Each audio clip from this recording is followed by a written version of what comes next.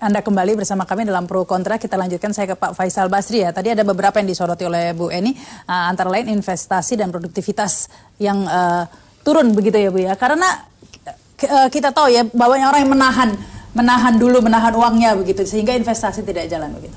Kalau yang data saya ingat, itu dana masyarakat yang ditaruh di bank naik ya, artinya disimpan uangnya. Dan naik lebih cepat daripada kenaikan kredit. Artinya orang yang pinjam kecepatannya lebih lambat daripada yang menyimpan uang. Artinya uang itu makin banyak tertanam di bank, yang kita sebut loan to deposit ratio-nya jadi turun. LDR-nya turun. Kemudian juga ada fakta kok orang makin gandrung menabung. Tahun lalu pendapatan yang disisihkan untuk menabung itu 18%, triwulan kedua tahun ini 20%. Terus bulan Januari udah 21,1. Nah, ya berarti memang artinya kan darah di dalam ekonomi kan makin sedikit.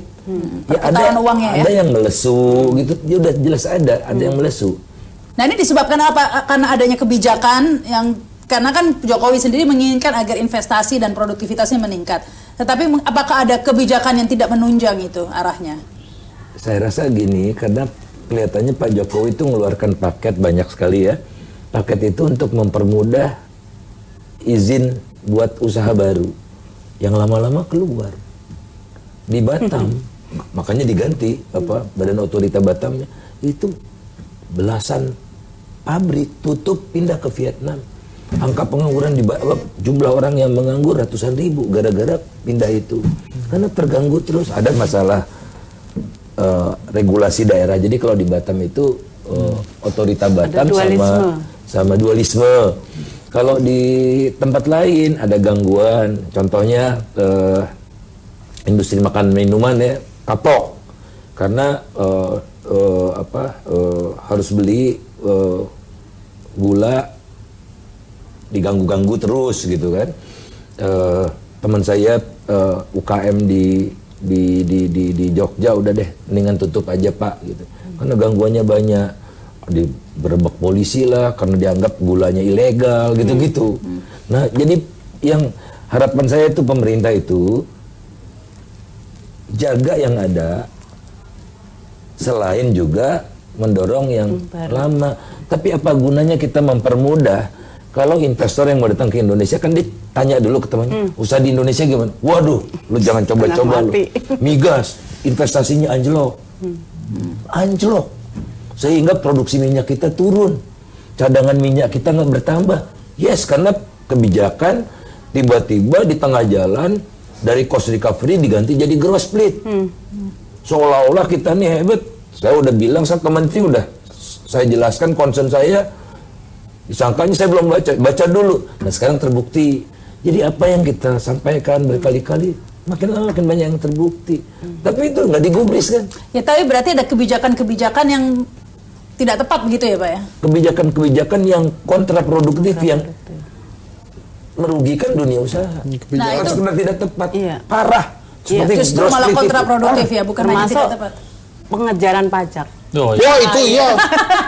Sepeda udah dipajakin belum? Handphone? Aduh, itu bukan hanya menakutkan itu sekarang, itu menakutkan. Nikah aja bayar pajak ntar. Oh jadi kalau dapat kartu nikah harus ada NPWP ya? Rujuk. Terus apalagi tuh kemarin saya mau rujuk cerai itu. Seperti panik begitu, mengapa ya? Kenapa kalau seperti menggenjot pajak ini akhirnya masyarakat lagi yang dibebani begitu?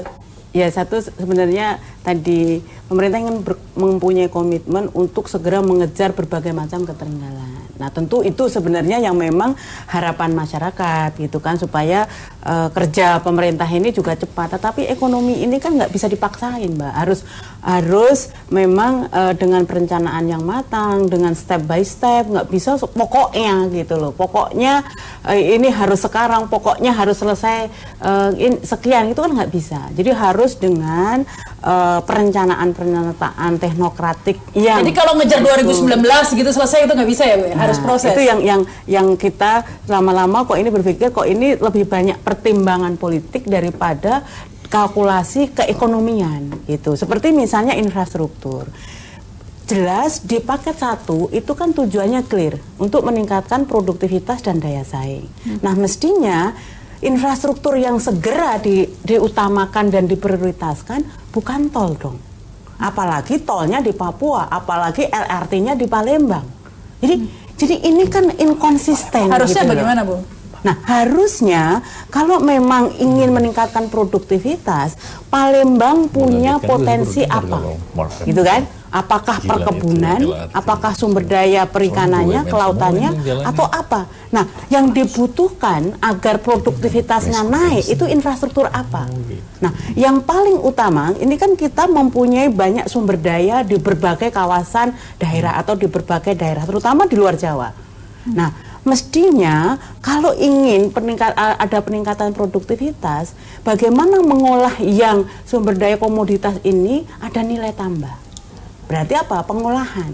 Pengolahan yang dibutuhkan adalah kawasan industri. Dan pemerintah sudah mencanangkan sebenarnya komitmen di Nawacita kan ada 10 dan ditambah lagi menjadi 14. Tapi sampai sekarang satu pun tidak terrealisasi. Karena kurang gitu monumental, Pak. Nah, jadi ya artinya ini kan gagal fokus gitu kan. Jadi ini yang membuat seolah-olah pembangunan infrastruktur ini luar biasa, tetapi kok efeknya terhadap peningkatan pertumbuhan produktivitas, pertumbuhan pendapatan masyarakat dan sebagainya kok nggak menetes gitu loh. Ya, karena jalan tol tadi, karena orang tidak bisa makan jalan tol tadi itu ya kalau tidak memberi implikasi. Tapi kelihatan bentuknya, kan kalau LRT gitu kan kelihatan. Tapi itu kayak misalnya infrastruktur kan sekarang digeber semuanya kan harus bersamaan ya. Menurut saya tuh mau bilang bahwa pada saat pembangunan infrastruktur ini digeber ada sisi pengorbanan juga dari rakyat untuk ikut serta berkorban juga demi ini. Kayak misalnya Jakarta gitu kan, bareng semuanya. Setengah mati kita setiap hari ya. Juga macetnya itu kan. Nah tapi itu juga akhirnya mungkin punya juga kontribusi terhadap puas tidak puas tadi mungkin Pak Sirojudin. Jadi pada saat pembangunan ini digenjot, cuma kalau bahasanya Mbak Eni itu tidak menetes. Jadi akhirnya juga ekonominya juga agak malu-malu bergeraknya gitu, Bang. Baik, kita harus break dulu. Kita lanjutkan lagi pemirsa. Kami akan kembali setelah pesan-pesan berikut ini. Itu seberapa besar efeknya?